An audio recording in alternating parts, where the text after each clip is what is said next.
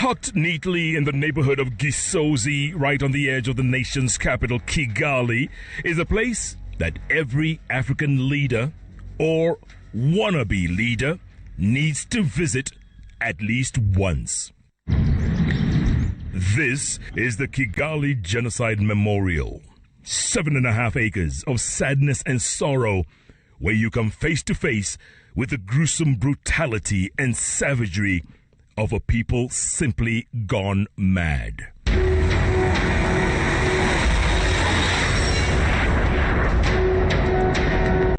On the evening of April the 6th, 1994, a plane carrying the presidents of both Rwanda and Burundi was shot out of the skies as it approached Kigali International Airport. Everyone on board was killed in the fiery blaze. That same evening, groups of militiamen known as the Interahamwe, loosely translated in the Hutu language as those who hunt and kill together, set up roadblocks around the capital and the country and began to single-handedly and systematically eliminate their rival tribe, the Tutsis. What followed was as primitive as it was medieval. The weapons of choice: pangas or machetes, axes, bows and arrows, and all manner of crude weapons. No one, it seemed, was spared. Entire Tutsi families were wiped out. Tutsis married to Hutus were wiped out. Hutus married to Tutsis were wiped out. Anyone associated with the Tutsi tribe was targeted for elimination. It was, of course, an orchestrated, pre-planned genocide. The perpetrators had to know their targets and, more importantly, who to go after. Something of this horrendous magnitude could not have happened at the spur of the moment. By the time the orgy of hatred and horror had ended, close to 1 million, mostly Tutsis and moderate Hutus, had been brutally murdered in a little more than 3 months. 100 days of unspeakable madness and mayhem. As the world turned its back on Rwanda, one man and his group of determined, disciplined rebel forces decided to do something about it.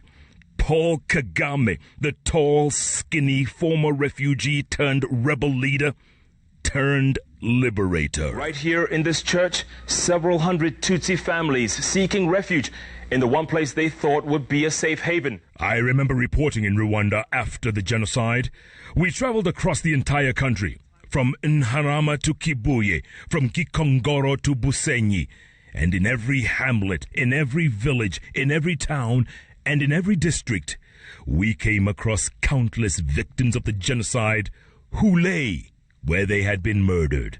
In their homes, in their churches, in their schools, in hospitals, in maize fields, and even in pit latrines.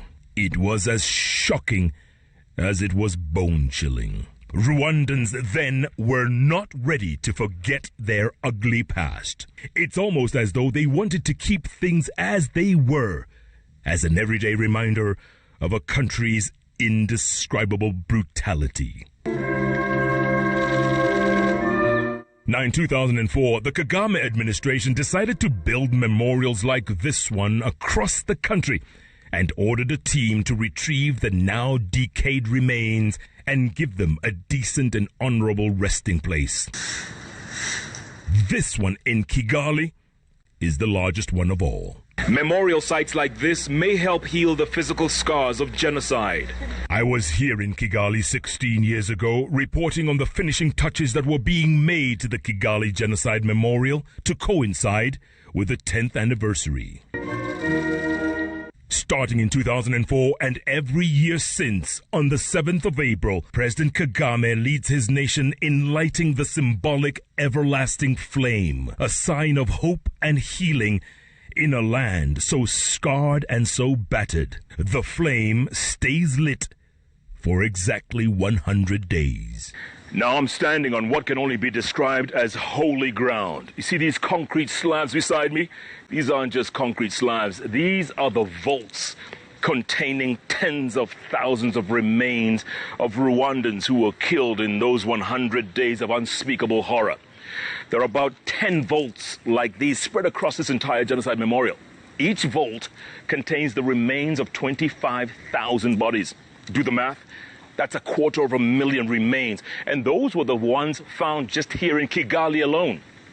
In homes and schools, in offices and churches, in pit latrines and gullies and ditches and rivers. All the remains here as a reminder of what took place 26 years ago. Beneath these slabs of concrete are fathers and mothers, brothers and sisters, sons and daughters, aunties and uncles, grandfathers and grandmothers. But even more tragic is that more and more remains continue to be unearthed around Kigali as construction crews break new ground to put up the capital's latest skyscrapers. And so this giant graveyard continues to expand a few acres every year, adding more victims to the already crowded numbers. Blaise Rutajengwa is just one of countless survivors of this horrific chapter of Rwanda's history. His father, Kostikat Stanislaus Rutajengwa, was a wealthy businessman back in the 1990s and closely allied with the Rwandan Patriotic Front. We found Blaise on this day as he came to lay flowers at his father's grave. He lives in the town of Musanze, 2 hours outside Kigali in the country's north. But whenever he's in Kigali, he passes by this dark and dreary place to pay his respects. His aging mother is too sick to travel, and his 2 remaining sisters are scattered across the United States. Blaise was 7 years old when his father was murdered in cold blood, as the rest of the family watched in horror. Dad, I'd like to say it's been a rough 26 years without you.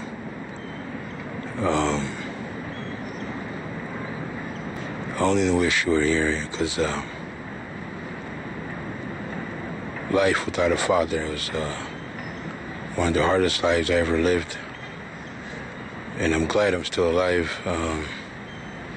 In the name of the Holy Spirit, you rest in peace. He remembers it like it was yesterday. The morning of the 9th, 2 presidential guards come at the house in a Jeep, in a French Jeep. I don't know what kind, Mark. I was 7 years old. They come to our house, the gate, and they're looking for him. They knock, they ask the housekeepers, the gates, they're like, open the gate, want to get in. They're like, no, we're not opening for you. He's not expecting you, we're not opening. And then they were like, okay, well, it was a pretty high fence. It was like almost, 5 meter high. So if they don't open the gate, the guys have to jump over. So they go back to the Jeep, they grab these commando straps, like not wires, I don't know how to call it, ropes. They throw them over the fences, and they climb one by one to the other side, and they get inside their compound. My dad was seeing this from the woman that's hiding us, the white woman. She's like, look, they're gonna find the ladder that we climbed on to come to this fence. If they do, they'll come here and they're killing all of us. So I'll take one for the team. So he talks to my mother. He's like, look, I'm gonna go, and I'm not coming back because they're looking for me now. They climbed in, they're gonna kill me, but talk to this guy, talk to that guy. Money's here, and see you in heaven. He says bye to us. He goes back over the fence back to our compound. He says, hey guys, you're looking for me, I'm here. We're here for your blood. And they ask him, look, don't make this any longer than it has to be. You're not going to survive. So they tell him, you have 3 minutes they ask him, do you want a bullet? Where do you want the bullet? So one guy pulls out a pistol. They had AK-47s, other guns. Pulls out a pistol. He says, and we're watching this from the window, all of us, and we're listening. And they're like, where do you want the bullet? In your head, in the temple, or in the heart? He's like, in the temple, but give me 3 minutes, let me pray. So he gets on his knees, looks up in the air, and he prays. While he's praying, his 3 minutes are up.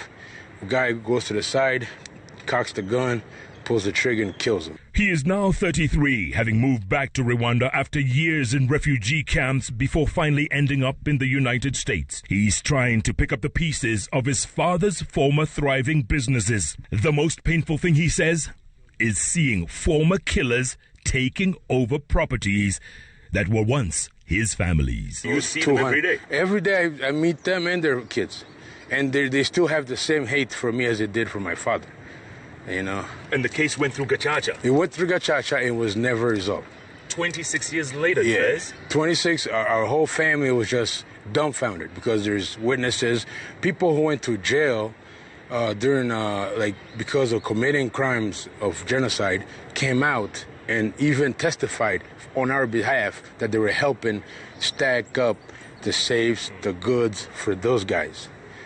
You know, and they're next to us. Blaise says it is easy to forget after 26 years of pain and suffering, but forgiving what happened is another thing altogether. How can I forgive? How can I say, you know what, rest in peace, my dad. Everything is great now. It's gravy. It's good. Kumbaya. Let's sing it. No, I can't because my sisters, I can't see them. My siblings, I can't. My dad's properties are all gone. And 26 years later, I have to run these properties, family-wise. The parent is suffering from all types of diseases. You know, you name it, heart disease, backache, eye surgery last year, the year before, stroke. And I'm the only son. My sister, one is married. The other, we barely communicate. Money's hard. We're young, in the 20s and 30s. We're going to the 30s. Now I'm back because I wanted to just face everything and help and go up again. And I got everything against me, the whole world. If my father was alive, none of this happens, none of this. So 26 years, I'm affected heavily by what happened on April 9th. Now, Blaise's story is not new. The entire country's population of 12 million people have very similar stories. Now, one of the most important things about any memorial in any part of the world, at least for the sake of the victims and the survivors, are the names. Here at the Kigali Genocide Memorial, it's no different. But what chills my blood to the bones is that a lot of the names keep repeating themselves, almost as though there's family members, one after another, after another, after another. So just imagine for a moment a family driving down the streets of Kigali 26 years ago, pulled over at a checkpoint. Inside the dungeons of hell. But it is something that must be told and retold and retold.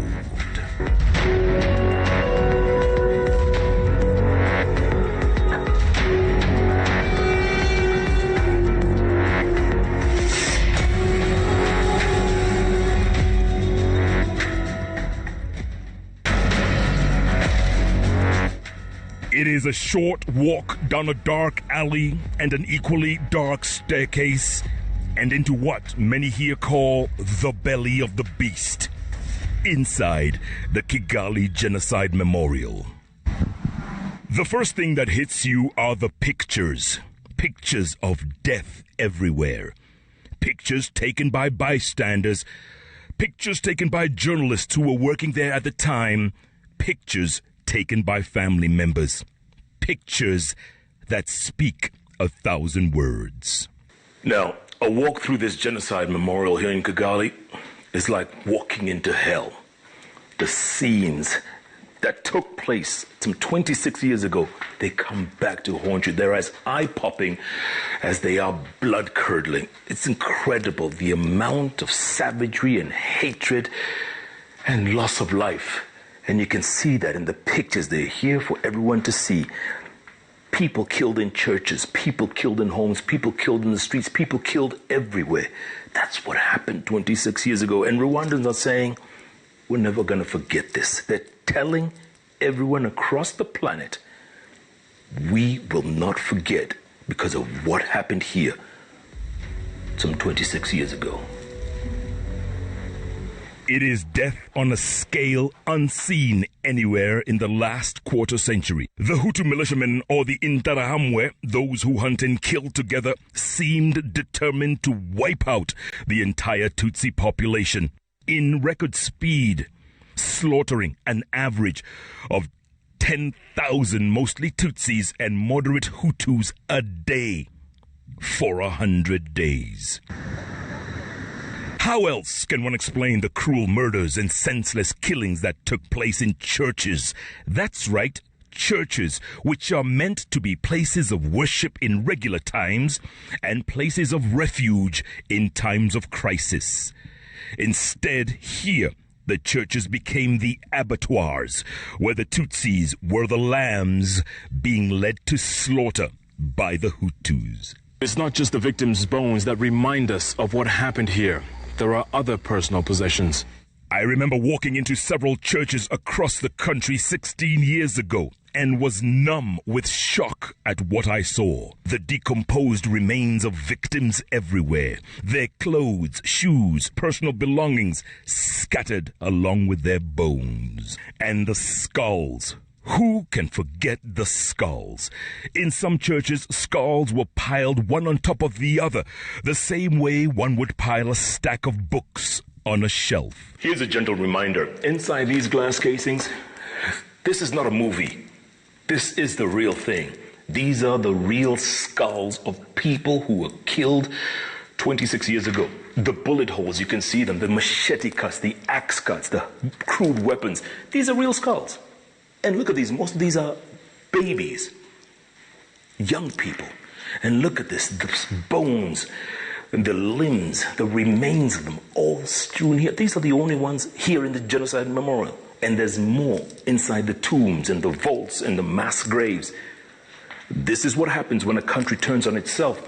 And you may wonder, how could this happen? Well, it starts with an insult here, a word of mouth there, a phone call here, a radio broadcast there.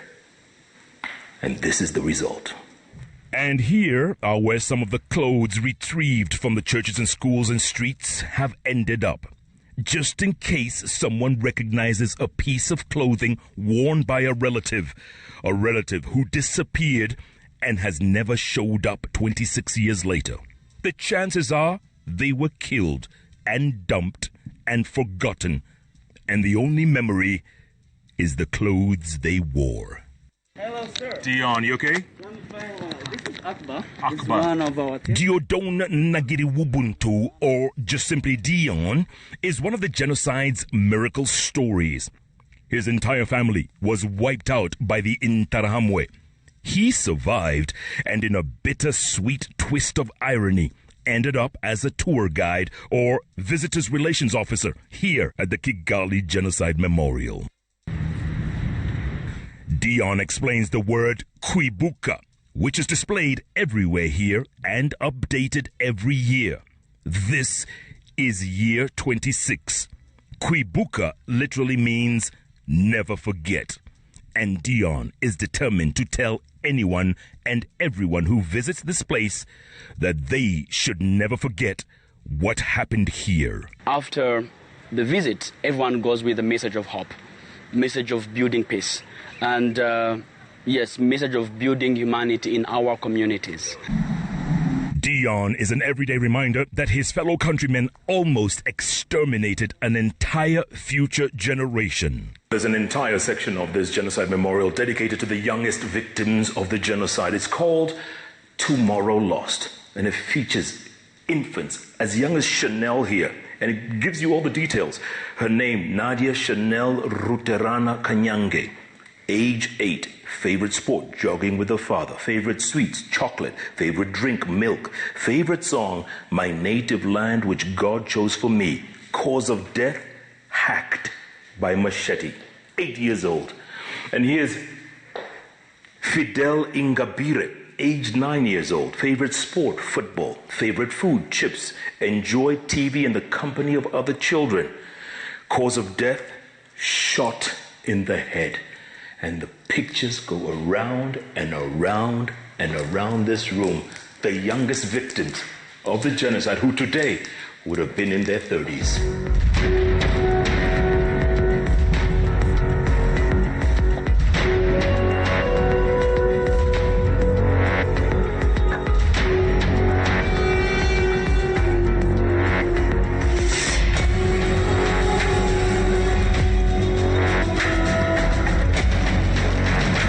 And just in case you think this is make-believe, listen to the testimony of these young victims, like 7-year-old Uwayisenga. Listen to what she said. A militiaman came up to kill me. I was astonished because he was a friend. He used to come to our house every day. He farmed my father's field and he received a salary. My mother gave him food. We used to play with him and he was like a brother to us, even though we were not from the same family. She goes on to say, I asked him why he wanted to kill me when I had done nothing to hurt him. I begged him to take pity on him.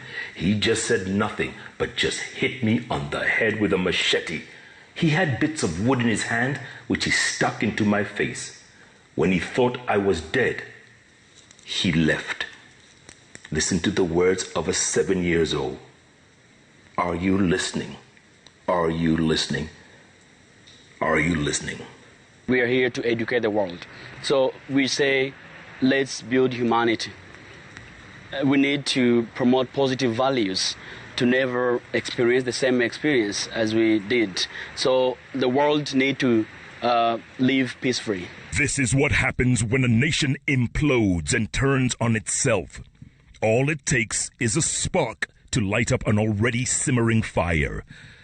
An insult here, a word of mouth there, a phone call here, a radio broadcast there. And by the time it gets to this, it is already too late to stop the madness. The question is, on which side of history do you want to be on if the madness begins? Or when the madness begins?